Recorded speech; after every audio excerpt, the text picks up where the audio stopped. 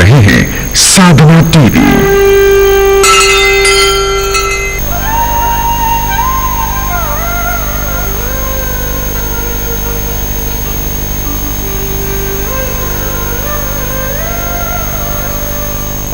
परस उघात सुहाग। परमात्मा जब असीम कृपा करते हैं तो श्रीमद् भागवत कथा श्रवण करने का सौभाग्य प्राप्त होता है। भागवत साक्षात भगवान कृष्ण का रूप है, भगवान की मूर्ति है। भागवत तरुवर की छाया, दुख भय दूर निकट जो आया। ये वो कल्प वृक्ष है जिसके समक्ष बैठने मात्र से हमारे पापों का क्षय होता है, कष्ट दुख दूर होते हैं, दरिद्रता दूर होती है और मेरे प्रभु की भक्ति सही प्राप्त हो जाती है। परमात्मा से प्रीत करने का, परमात्मा से रिश्ता जोड़ने का, परमात्मा को अपना बनाने का सबसे सरल सहज तरीका है जहां पर आप और हम बैठे हैं। आइए 2 मिनट प्रभु नाम संकीर्तन करते हुए। राधा रमण गिरधारी, गिरधारी श्याम वनवारी, गिरधारी श्याम वनवारी। राधा रमण गिरधारी, गिरधारी श्याम वनवारी, राधा रमण गिरधारी, गिरधारी श्याम वनवारी, गिरधारी श्याम वनवारी, गिरधारी श्याम वनवारी, गिरधारी श्याम वनवारी,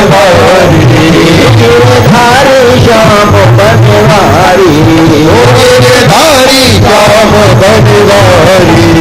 मेरा राधा रमण गिरधारी, गिरधारी श्याम वनवारी,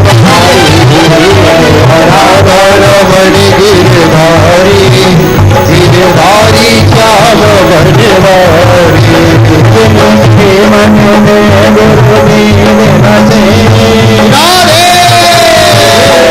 मन में गुरुदेव बसे, तेरे और का ध्यान किया न किया, इनके दरबाजे कान बहे उठ कौंधीर किया न किया। काम करे परमारथ के, काम करे परमारथ के, फिर साधु ने दान किया न किया। रट गए हरि नाम हरि रचना में लिया मेरा राधा रमण गिरधारी, गिरधारी श्याम वनवारी। मेरा राधा रमण गिरधारी, गिरधारी श्याम वनवारी, राधा रमण गिरधारी, गिरधारी श्याम वनवारी, गिरधारी श्याम वनवारी, गिरधारी श्याम वनवारी। मेरा राधा रमण गिरधारी, गिरधारी श्याम वनवारी, राधा रमण गिरधारी, गिरधारी श्याम वनवारी। जग में तब बाल भये, जग में तब बाल भये, तब एक रही सुख भोजन की। जग में तरुणाई जब प्रगति, तब रही तरुणी तन की। जब भेद भई तन की कृष्णा, भेद भई तन की कृष्णा। सब लोग कहें संग की, संग की नहीं ध्यान किया, नहीं भक्ति करी रही। अंत समय मन की राधा रमण गिरधारी, गिरधारी श्याम वनवारी। राधा रमण गिरधारी,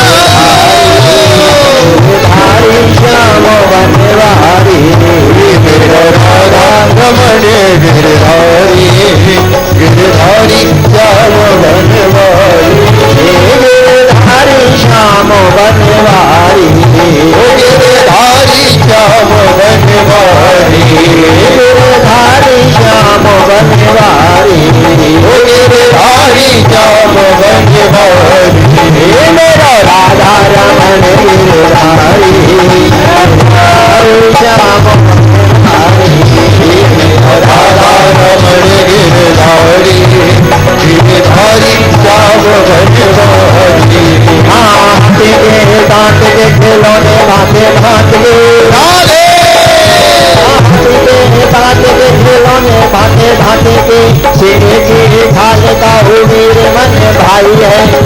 की खाल पर बैठे अति सती लोग, बकरे की खाल को पानी वाले लाई है। खाल से लड़ते हैं सिपाही लोग, खाल से लड़ते हैं सिपाही लोग। सावर की खाल राजा रंग मन भाई है। कभी गाले दासे हरि के भजन वेदे, मनस की खाल का छुपा मन आई। राधा रमण गिरधारी गिरधारी नाम बन भारी, राधा गिरधारी श्याम वनवारी। राधा रमण गिरधारी गिरधारी श्याम बनवारी, गिरधारी श्याम वनवारी। गिरधारी श्याम बनवारी, गिरधारी श्याम वनवारी। गिरधारी श्याम बनवारी। मेरा राधा रमण गिरधारी गिरधारी श्याम वनवारी। राधा रमण गिरधारी गिरधारी श्याम बनवारी, राधा रमण गिरधारी गिरधारी श्याम वनवारी। राधा रमण गिरधारी गिरधारी श्याम बनवारी। बिहारी लाल की जय। जय जय श्री राधे। सच्चिदानंद रूपाय विश्वत्यादि हेतवे तापत्रय विनाशाय श्री कृष्णाय वयं नमः। सद्गुरुदेव भगवान राजा परीक्षित को मंगल में दिव्य सत्संग सुना रहे हैं। कह रहे हैं राजन, कल आपने श्रवण किया मेरे प्रहलाद जी महाराज को उनके पिता हिरण्याकश्यप ने कितने कष्ट दिए।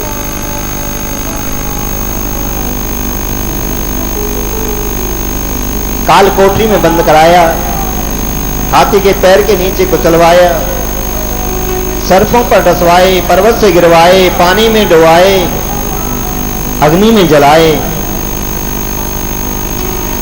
स्वयं ने मारने के प्रयत्न किए। परंतु राजन, जिसके ऊपर मेरे प्रभु की कृपा हो उसका कोई बाल भी बांका नहीं कर सकता। जाको राखे साइया मार सके ना तो, बाल न बांको कर सके जो जग भेरी हो। जब ईश्वरी कृपा हो संसार में, उसका कोई बाल भी बांका नहीं कर सकता है। और ईश्वरी कृपा कब होती है? जब हमारे आचरण, हमारे विचार, हमारे कर्म शुद्ध हों। जब हमारे कर्म अच्छे होंगे, विचार सही होंगे, सोच सही होगी, तो कल्ट होने का तो कोई मतलब ही नहीं होता है। सुख का मिलना, दुख का मिलना, कष्टों का मिलना, परेशानियों का मिलना, पड़ोसियों का मिलना, ये हमारे पूर्व जन्म के कर्म होते हैं। शास्त्र कहते हैं कौन काऊ सुख दुख कर दाता, निज कृत कर्म भोग सब पाता। इस संसार में कोई किसी को दुख नहीं देता, कोई सुख नहीं देता, कोई किसी का मान नहीं करता, कोई अपमान नहीं करता। जीव अपने किए हुए कर्मों का भोग भोगता है। राधे राधे। गुस्से में भी राधे राधे।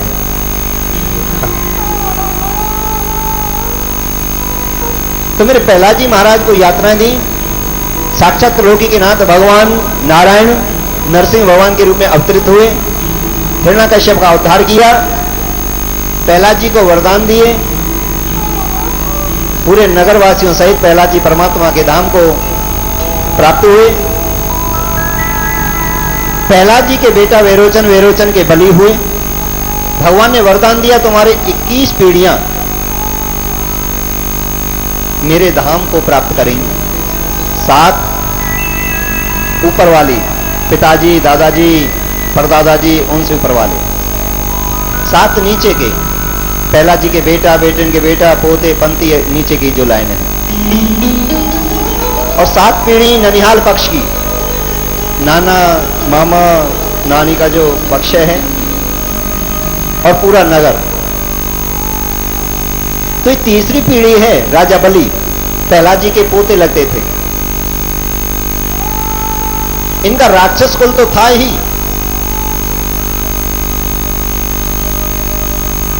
राजा बलि बहुत बड़े प्रतापी राजा हुए। देवताओं से युद्ध हुआ, पूरी पृथ्वी के राजा घोषित हो गए। देवता बड़े दुखी हुए, परमात्मा के पास गए और परमात्मा ने उनको कहा कि आप धैर्य धारण करें, मैं जल्दी ही वामन रूप धारण करूंगा और राजा बलि से 3 पग भूमि में सब कुछ लेकर देवता तुम्हारे लिए भेंट कर दूंगा। कश्यप जी महाराज की पत्नियां थीं, वैसे तो 14 पत्नियां थीं, दिति अदिति मुख्य थीं। दिति के दैत्य, अदिति के देवता। अदिति कहने लगी महाराज मुझे ऐसा पुत्र चाहिए जो दैत्यों से लड़ सके। कि कोई बात नहीं, ऐसा ही पुत्र होगा। कल की कथा प्रसंग में आपने श्रवण किया, अदिति के घर कश्यप जी महाराज के यहां साक्षात त्रिलोकी के नाथ भगवान वामन अवतरित हुए। बोली वामन भगवान की जय। भादों का महीना था, शुक्ल पक्ष द्वादशी के दिन मेरे प्रभु वामन रूप में अवतरित हुए। देवताओं ने पुष्पों की वर्षा की, ब्रह्मा जी महाराज ने, लक्ष्मी जी ने, मां गौरा ने, आकाश ने, किसी ने छत्र, किसी ने कमंडल, किसी ने पुष्पों की माला, किसी ने दान दिया, धन दिया। कुबेर जी महाराज ने, समस्त देवताओं ने भगवान का अभिनंदन किया।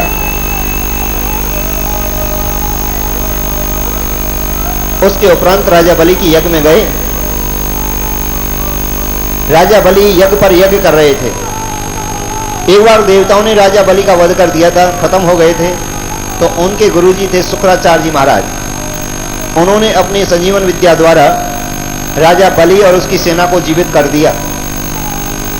राजा बलि ने कहा गुरुदेव ये जीवन आपकी कृपा से मुझे प्राप्त हुआ है, ये तन मन धन सब आपके समर्पण हैं।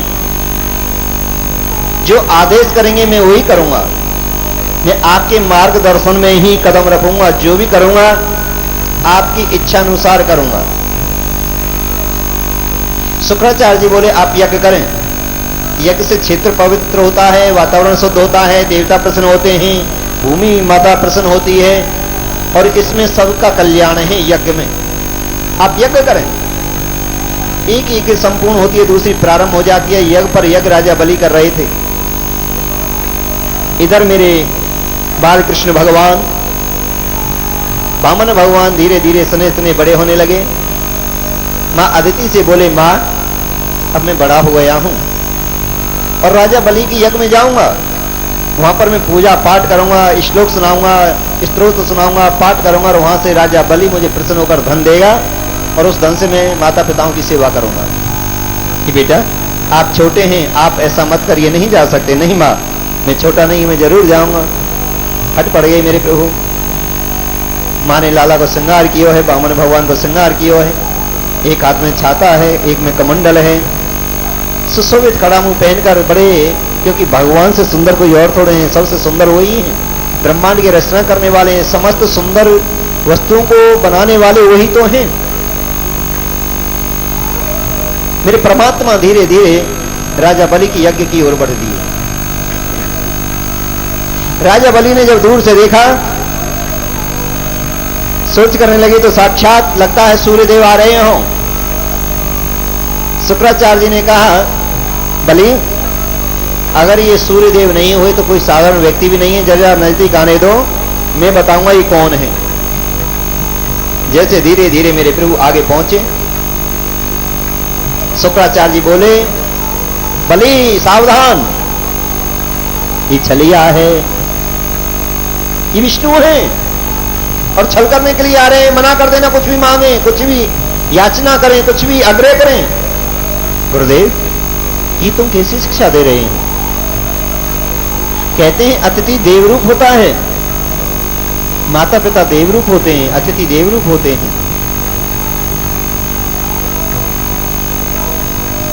घर पर आए हुए अतिथि का सत्कार करना गृहस्थ का सबसे पहला और सबसे बड़ा धर्म है। मैं घर पर आए अतिथि का स्वागत तो जरूर करूंगा, और शास्त्र कहते हैं घर पर तो चाहे दुश्मन भी क्यों ना आ जाए उसका भी अभिनंदन स्वागत करना चाहिए। अगर ये भगवान हुए तो मेरा कितना भी मैं इनसे होशियारी करूं, कितना भी इनसे बचाव करूं, जो करेंगे वो फिर करके ही रहेंगे। और साधारण व्यक्ति हुआ तो मेरा कोई कुछ बिगाड़ेगा नहीं, मैं स्वागत जरूर करूंगा। श्राप दे दिया तुम लक्ष्मी से हीन हो जाओ, गुरुदेव चाहे प्राणों से हीन हो जाऊं, घर पर आए अतिथि का स्वागत जरूर करूंगा। स्वागतम ते नमस्तभ्याम ब्रह्म करवामते ब्रह्म सीना तपे सत्यमय देवतरम। मित्रदेव आपका स्वागत है। आपके आने से मेरा क्षेत्र पवित्र हो गया, मेरा नगर पवित्र हो गया, मेरा वंश पवित्र हो गया, मेरा कुल धन्य हो गया। आज मेरे कुल में विप्र पूजा हो रही है, एक ब्राह्मण की पूजा हो रही है, मेरे पितरों को बड़ी खुशी मिल रही होगी।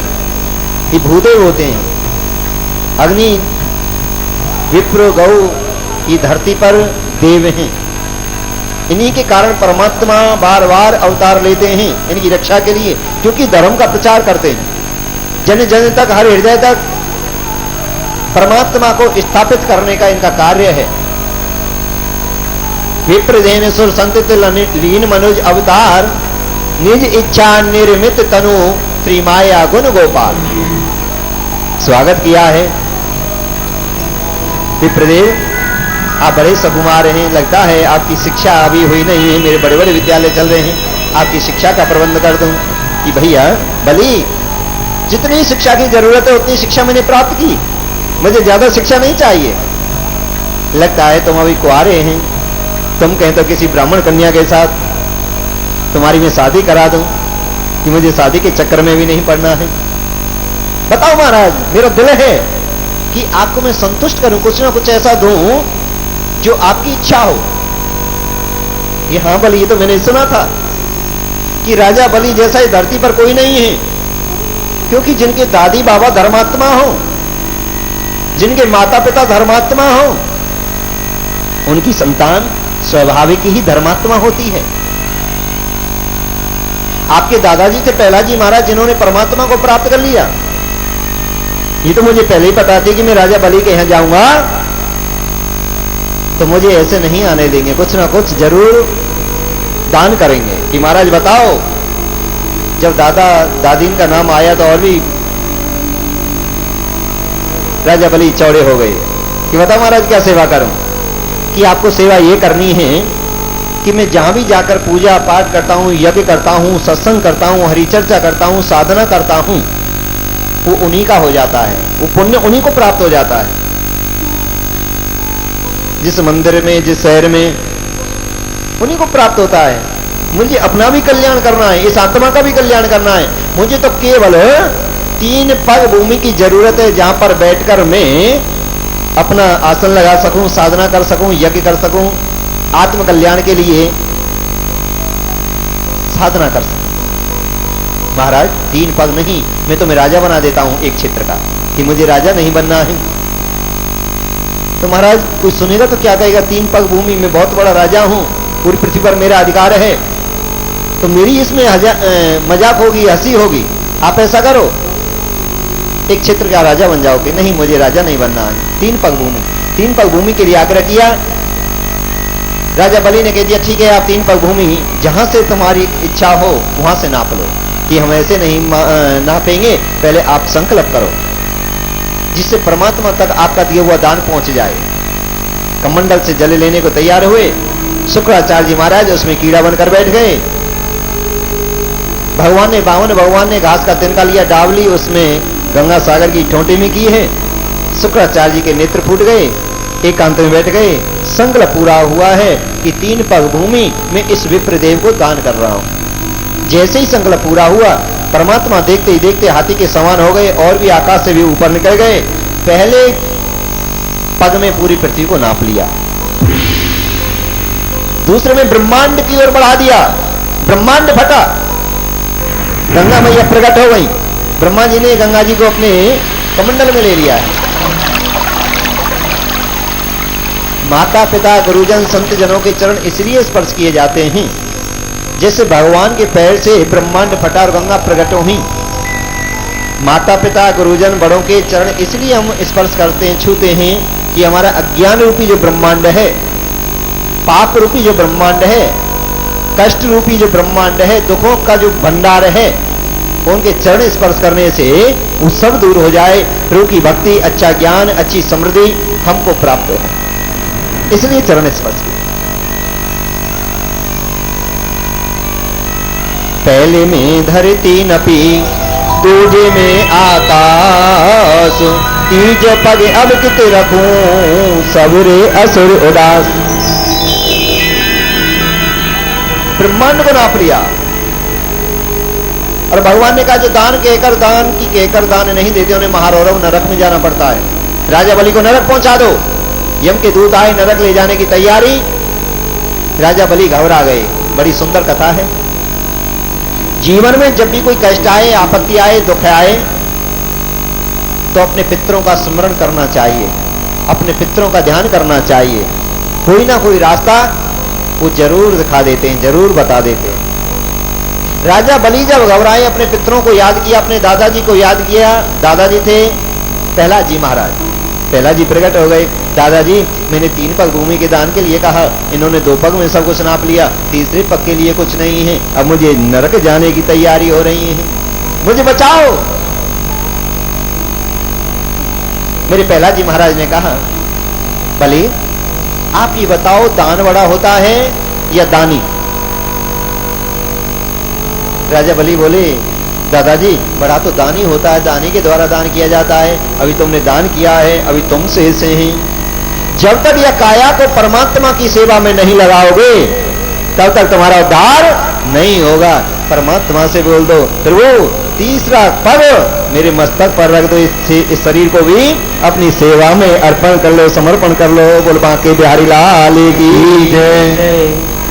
जैसे ही कहा, परमात्मा प्रफुल्लित हो गए, खुश हो गए। राजा बलि तो मुझे पहले ही पता थी कि जिनके दादा इतने धर्मात्मा हो, उनकी संतान धर्मात्मा होनी। मांगो क्या चाहते हैं? भगवान बोले। राजा बलि बोले, प्रभु नहीं चाहता, अभी तो आप भिखारी बन रहे थे, दाता भी बन गए, मुझे ऐसे भिखारियों से कुछ नहीं चाहिए।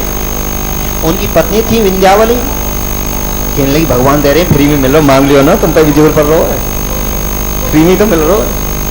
कि देखिए मुझे कुछ नहीं चाहिए, प्रभु के दर्शन हो गए, प्रभु की सेवा मिल गई, इससे ज्यादा क्या चाहिए? कि नहीं, मांग लो।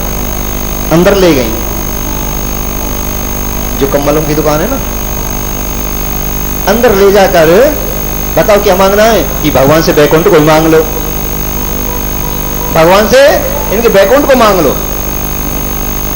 जैसे ही राजा बलि बैकुंठ मांगने के लिए भगवान के समक्ष पहुंचे, भगवान समझ गए अंतर्यामी है। भगवान ने बुद्धि को, मत को बदल दिया।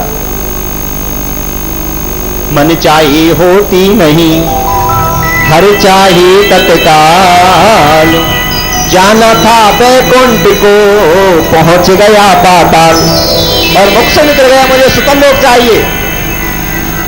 तदास्तु सुतल लोक का वरदान दे दिया। पत्नी कह रही, तुम क्या कह रहे हैं? सुतल लोक नहीं बैकुंठ बोलो। कि मेरे तो पता नहीं जिन क्या हुआ, मुख से सुतल लोक निकल गया। भगवान ने वरदान दे दिया है। भगवान ने जो वरदान दिया, कहने लगी महाराज मेरा भी अधिकार बनता है वरदान लेने का, मैं पत्नी हूं, मुझे भी वरदान चाहिए। कि तदास्तु तुम भी मांगो। कि महाराज मैं ये चाहती हूं, हम सुतल लोक के राजा तो बन जाएंगे, मैं आपको अपने गेट पर देखना चाहती हूं। किसी भी काम के लिए घर से बाहर निकलूं, भगवान के दर्शन होंगे, हर कार्य मेरा मंगल में हो जाएगा, सफल हो जाएगा, आनंदित हो जाएगा। और शास्त्र भी कहते हैं जब हम घर से निकलते हैं, परमात्मा के दर्शन करके, परमात्मा का नाम लेकर जब निकलते हैं, तो हमें उस कार्य में सफलता मिलती है। गोस्वामी बाबा तुलसीदास जी महाराज कहते हैं, प्रवेश नगर की जय सब काजा, हृदय राखे को उसलपुरी राजा, गरल सुधार पुकर ही मिटाई, गोपद सिंह अनल सितराई। परमात्मा का नाम लेकर जब हम यात्रा प्रारंभ करते हैं, कार्य प्रारंभ करते हैं, हमें सफलता मिलती है। आग शीतल हो जाती है, शत्रु मित्र हो जाते हैं, जय अमृत बन जाता है। परमात्मा के नाम से 10 दिशाएं मंगल में हो जाती हैं। भाई को भाई अनक आलस हो, नाम जपत मंगल दिस दस। दसों दिशाओं को मंगल में करते